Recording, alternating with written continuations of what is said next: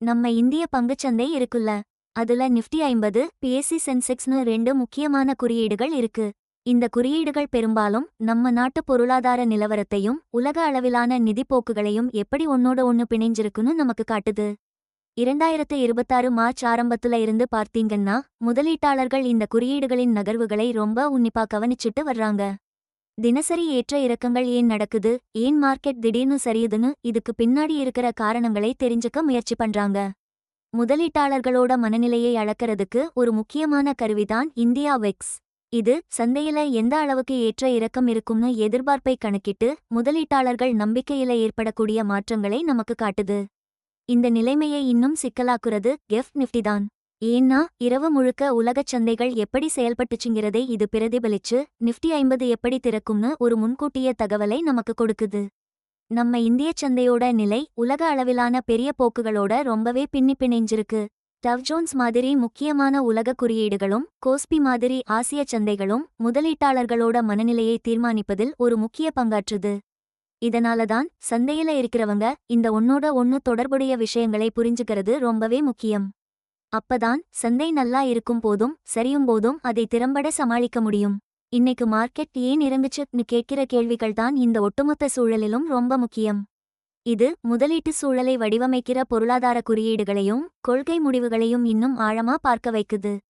இந்த அலைச்சல் இந்த காரணிகளை விளக்க முயற்சி செய்யுது. அதாவது இப்ப இருக்கிற சந்தை நிலவரங்களுக்கு காரணமான சக்திகள் என்னன்னு ஒரு தெளிவை கொடுக்கும். கூடவே இந்த முக்கியமான நிதி சாதனங்களோட சிக்னல்களை முதலீட்டாளர்கள் எப்படி புரிஞ்சுக்கலாம்னு ஒரு பார்வையையும் கொடுக்குது. இந்திய பங்குச்சந்தையோட நிலவரத்தை துல்லியமா காட்டுற முக்கியமான குறியீடுகள்னா அது நிஃப்டி 50யும் பிஎஸ்சி சென்செக்ஸ் தான். தேசிய பங்குச்சந்தையான என்எஸ்சில பட்டியலிடப்பட்டிருக்கிற பெரிய அதிகமா வர்த்தகம் ஆகக்கூடிய 50 இந்திய நிறுவனங்களை நிஃப்டி 50 காட்டும். அதே மாதிரி மும்பை பங்குச்சந்தையான பிஎஸ்சில பட்டியலிடப்பட்டிருக்கிற 30 பெரிய நிறுவனங்களை பிஎஸ்சி சென்செக்ஸ் பிரதிபலிக்கும். இந்த நிஃப்டி 50 பல துறைகள்ல இருக்கிற 50 கம்பெனிகளை சேர்த்து குறிக்குது. இதை என்எஸ்சி இண்டஸ்ட்ரீஸ் லிமிடெட் தான் பராமரிக்கிறாங்க.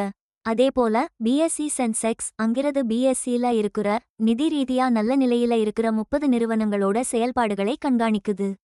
இந்த ரெண்டு குறியீடுகளுமே இந்திய பொருளாதாரத்தோட ஒட்டுமொத்த நிலைமையையும் நிறுவனங்களோட செயல்பாடுகளையும் ஒரு கண்ணாடி மாதிரி நமக்கு காட்டுற முக்கியமான அளவுகோலா இருக்கு. இவங்களோட ஏற்ற இறக்கங்கள் நிறைய விஷயங்களால தான் தீர்மானிக்கப்படுது. அதாவது நிறுவனங்களோட காலாண்டு நிதி முடிவுகள், அரசாங்கத்தோட கொள்கை மாற்றங்கள், அது மட்டுமில்லாம பணவீக்கம், இன்ஃப்ளேஷன், தொழில் உற்பத்தி, ஜிடிபி வளர்ச்சி போன்ற முக்கியமான பொருளாதார தரவுகளும் இதுல அடங்கும். நிறுவனங்களோட வருவாய் எதிர்பார்த்த அளவுக்கு இல்லைன்னாலோ இல்ல பொருளாதார வளர்ச்சி குறைஞ்சிட்டு இருக்குன்னு தரவுகள் காட்டினாலோ இந்த குறியீடுகள் பெரும்பாலும் இறங்குமுகமாதான் இருக்கும். ஆனா நல்ல வருவாய் வந்தா பொருளாதார தரவுகளும் வலுவா இருந்தா இந்த குறியீடுகள் மேல்நோக்கி போகும். தினமும் ஏற்படுற இந்த ஏற்ற இறக்கங்கள் இந்திய பொருளாதாரத்தோட எதிர்காலம், அதுல இருக்கிற நிறுவனங்களோட நிலைமை பற்றி பங்குச்சந்தையில ஈடுபடுறவங்களோட ஒட்டுமொத்த கண்ணோட்டத்தை தான் காட்டுது. அதனால முதலீட்டு வாய்ப்புகளை மதிப்பிடவும் சந்தையோட பொதுவான போக்கை புரிஞ்சுக்கவும் நிஃப்டி 50யும் சென்செக்ஸ் ரொம்ப முக்கியமான கருவிகளா இருக்கு. உலக சந்தைகள் இந்திய பங்குச்சந்தையின் போக்கை ரொம்பவே பாதிக்குது. அமெரிக்காவின் டவ் ஜோன்ஸ், தென்கொரியாவின் கோஸ்பி குறியீடுன்னு முக்கியமான உலக சந்தை குறியீடுகள் எல்லாம் உலகம் முழுக்க வர்த்தக போக்கு எப்படி இருக்கும்னு அடிக்கடி முடிவு பண்ணுது. இந்த பெரிய பொருளாதார நாடுகளோட செய்திகள், பொருளாதார தகவல்கள், உதாரணத்துக்கு அமெரிக்க பெடரல் ரிசர்வ் வட்டி விகித முடிவுகள், இல்ல சர்வதேச வர்த்தகத்தை பாதிக்கிற புவிசார் அரசியல் நிகழ்வுகள், இதெல்லாம் இந்தியாவையும் பாதிக்கிற ஒரு சங்கிலித் தொடர் விளைவை அடிக்கடி ஏற்படுத்தும். இந்த இரவு நேர சர்வதேச நிகழ்வுகளை கண்காணிக்கிறதுக்கு ரொம்ப முக்கியமான ஒரு கருவிதான் கெஃப்ட் நிஃப்டி. இந்தியாவில் குஜராத்தில் இருக்கிற என்எஸ்சி இன்டர்நேஷனல் எக்ஸ்சேஞ்ச் NSEIX-ல இருந்து செயல்படுற இந்த கெஃப்ட் நிஃப்டி கான்ட்ராக்டுகள் நிஃப்டி 50 யோட விலை நகர்வுகளை அப்படியே காட்டும். தினமும் கிட்டத்தட்ட 21 மணி நேரம் வர்த்தகமாகும் இது இந்திய உள்நாட்டு சந்தை, முக்கியமா நிஃப்டி 50 அடுத்த நாள் எப்படி திறக்குங்கிறதுக்கு ஒரு முக்கியமான ஆரம்ப குறிப்பை கொடுக்குது. அதாவது உள்ளூர் சந்தைகள் ஆரம்பிக்கிறதுக்கு முன்னாடியே உலக சந்தை மனநிலையை உள்வாங்கிக்கிட்டு செயல்படுது. இந்த உலகளாவிய இணைப்பு என்ன சொல்லுதுன்னா உள்நாட்டு காரணிகளும் ரொம்ப முக்கியம்னாலும் எந்த ஒரு பங்குச்சந்தையும் தனியா செயல்படாது. மூலதன பாய்ச்சல், முதலீட்டாளர் உணர்வு இதெல்லாம் உலக நிதிப்போக்குகளோட ஒத்திசைஞ்சுதான் பெரும்பாலும் நகரும்.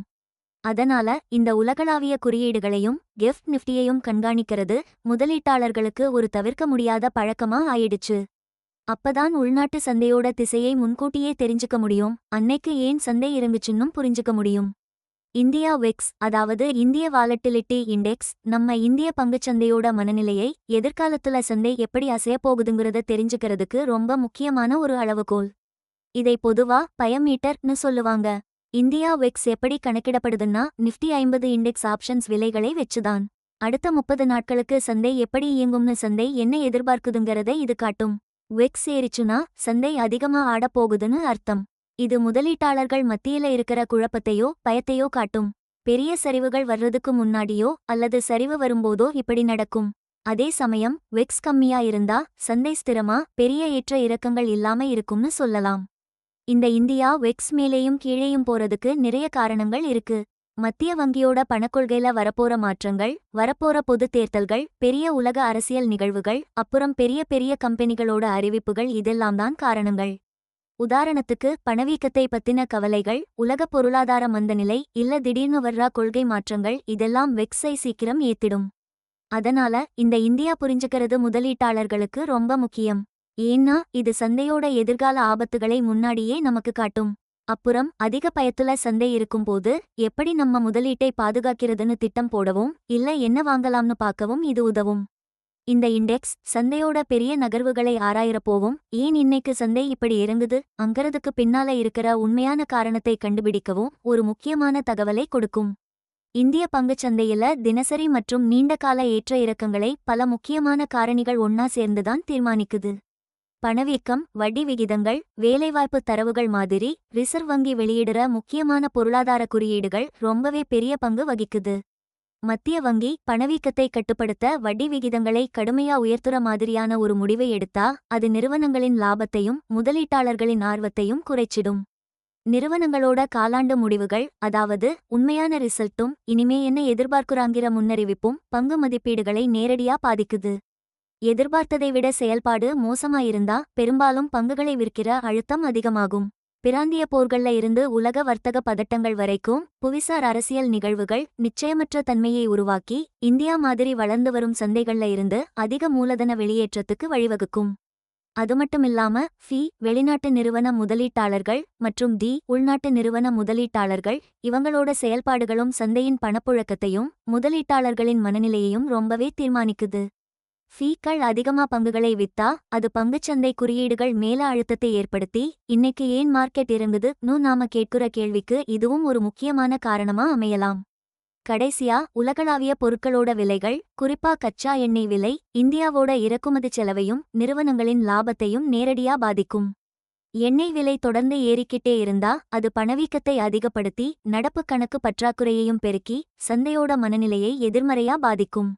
இந்த மாதிரி பல சிக்கலான விஷயங்களை கையாண்டு இந்திய பங்குச்சந்தையில அது ஏற்படுத்தக்கூடிய தாக்கம் மற்றும் பரவலான விளைவுகளை பத்தி தொடர்ந்து ஆராய்ஞ்சு ஒரு நுணுக்கமான புரிதலோடு செயல்பட வேண்டியது ரொம்ப அவசியம்.